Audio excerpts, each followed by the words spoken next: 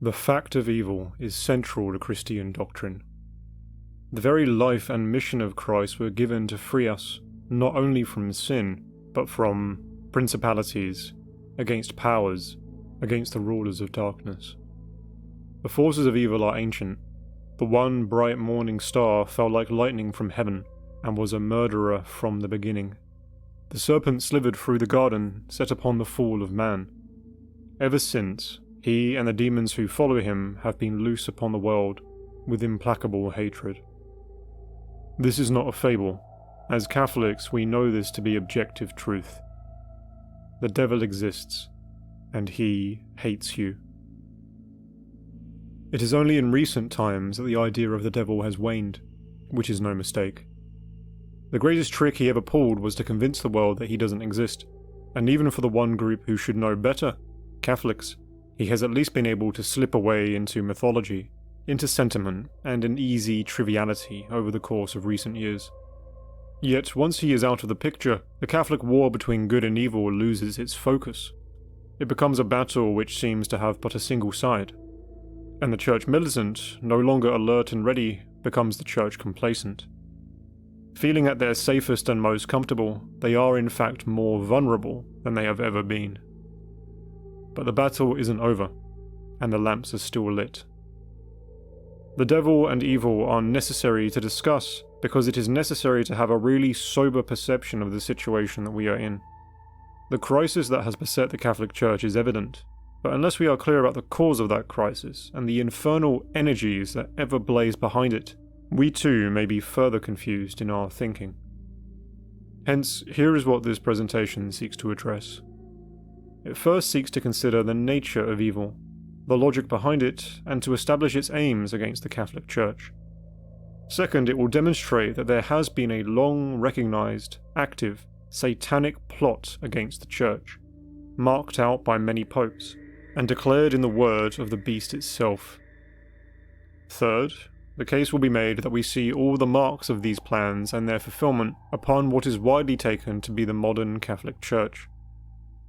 Finally, this presentation will therefore consider what bearing Sedevacantism has upon this question. Is this new church headed by the enemy or headed by God? And what attitude should we, as Catholics, have towards such a church and its apparent clergy? And so, let us proceed with our study. Before we begin, a note about conspiracies. The very word conspiracy has a tendency to switch off some minds, as if the term conspiracy theory means false by definition. This is absurd. The idea of a conspiracy theory is philosophically neutral. If something is a conspiracy, it may or may not be true. A number of them have even been validated and accepted, even in the mainstream, from the assassination of Julius Caesar to the MKUltra program. If it is the sheer scale of the deception that makes it seem impossible, we could consider that Catholics, perhaps more than anyone, know that mass deception is possible. We could point to secular examples like the Soviet Union, but really, what else are the false religions of the world than such mass deceptions leading billions astray? And so, we know that both secret and mass deception are perfectly possible. And indeed, if the devil exists, conspiracies, secret conspiracies, would be a preferred method. His modus operandi. Is this so far-fetched for the father of lies? Now then, as we enter our study, it is worth considering what could be called the logic of evil, or its rationale, motivations, and activities. Consider the following questions. First, if Catholicism is true, does the devil exist? Yes. Second, if the devil and his angels exist, can they be described as evil? Yes, not in the sense that evil is a thing in the same way that goodness is. Evil is just a lack of good, just like darkness is a lack of light. However, the devil and his angels can be described as evil in this sense, that the entirety of their wills have turned towards evil, have turned away from God, have turned away from goodness, and in the depths of their being have decided to fight against God. They are evil in that they are enemies of God, true enemies of goodness. Third, if Catholicism is true, who or what is the devil's number one enemy and target here on earth?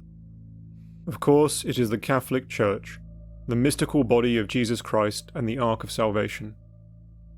Fourth, if the devil and his angels, being immortal and restless, wanted to attack the Catholic Church, would they ever cease in their efforts? No. The devil and his angels would be indefatigable in their efforts. Being immortal, restless, living hatred, the destruction of the Church and the damnation of souls would be, and has been, their primary and constant goal since the Church was founded. Fifth, like God, does the devil operate by honesty, love, forthrightness, and open truth? No. Being so rebellious against God in his nature, and knowing that the truth is his enemy, the devil lives and operates according to hatred and deception, attempting to be hidden and by spreading lies. Sixth, if the devil and the demons were to attack the Church, would they do it honestly and openly? No, because that would draw too clear of a target around him and his followers, and therefore make it far easier to reject them and to fight against them. Instead, they know that they would achieve far more by working within the shadows. Finally, and this is the most important part, if the devil were to attack the Church and its members, would he achieve more by striding up to the Church in open defiance as an enemy? Would he march up to the Vatican with a big sign on his forehead saying, "I am Satan, the enemy of God"? Or would he achieve more by pretending to be the friend of Catholicism? He might, for example, call himself a Protestant and a friend of Christianity. Or he may even dress up as a Catholic. If his enemy is the Catholic Church, which approach would allow him to get the closest to it? If the devil really wanted to confuse and divide the Church's members, would he do it under the banner of Satanism? Or would he do it under the banner of Catholicism? Now, a few more questions. Is it in fact possible for the devil to destroy the Church? No, the Church cannot be destroyed because it is divinely protected. Is it possible for the Church to teach Satanism or anything else contrary to the faith? No, because the spirit of truth within the Church separates her from everything damnable and false. However, the size and membership of the Church can be greatly reduced, and a shadow Catholicism can be summoned side by side with the real one, to walk within its buildings, to wear its robes, and even to take its name. The devil cannot kill the Church, but he can commit identity theft. And if that is possible, would there be anything more alluring, more consuming to the devil and his demons than the prospect of standing before the world in the guise of their mortal enemy, and speak to that world with a smile, as if wielding her holy authority? Therefore, the prospect of conspiracy, mass conspiracy, even a conspiracy spanning multiple centuries, in order to corrupt the public conception of the Church, to swap the Catholic Church in the minds of men for a counterfeit one, is not far-fetched. Indeed, it follows clearly from the very nature of what the Church is, and the nature of evil. Of course, the lingering question is whether evil has succeeded in achieving its goals. But before we delve into that question, one more topic is worth addressing. That is, the relation between evil and indifferentism. In the end, there are only two religions, Catholicism and everything else. Why? Because as the Church teaches, she is the religion established by the true God and the unique and sole ark of salvation. Therefore it follows that everything which is not Catholicism is not a means to salvation, or, we may say, a means away from salvation. In the end, there are only two religions, Catholicism and Satanism. How is that possible? Because if there is Catholicism and everything else, that everything else leads to damnation, the eternal goal of the devil and his demons. We could distinguish between what could be termed hard Satanism and a soft Satanism, where hard Satanism refers to those religions that worship Satan directly and explicitly, at least at some level, and soft Satanism, those religions and even non-religious ideologies that do not entail direct, explicit devil worship, but nonetheless serve Satan and his ends. According to Catholic principle, thinking and theology, all religions except for the Catholic religion are the religions of Satan, either explicitly or as a secondary effect. That is not to say that it cannot recognize any truths that happen to be found in these other religions, but to recognize that, as the Catholic Encyclopedia says of Islam, anything unique in it is diabolical. That is to say, anything that makes Islam distinctly Islamic and not Catholic, Buddhism distinctly Buddhist, Protestantism distinctly Protestant, these things make all these religions diabolical. Nor does it follow that all the members of these religions should be regarded as knowing and willing Satanists. Instead, it follows that many, if not the vast majority, are unwitting adherents to these dark forces.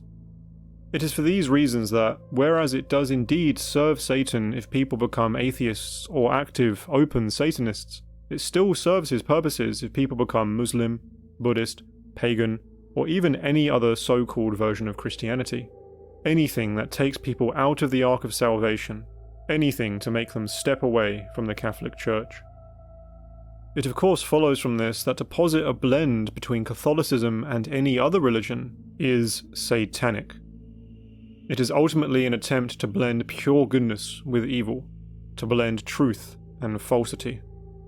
Yet this will only ever be an attempt, because the undefilable spirit of truth separates the Church from falsehood by a divine and automatic protection.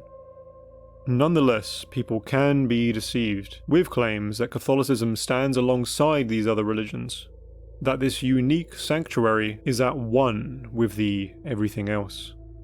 This is the great sin of relativism and indifferentism, to treat all religions, including the Catholic religion, as if they are one, and it's the devil's game. This is a point that we will return to in due course.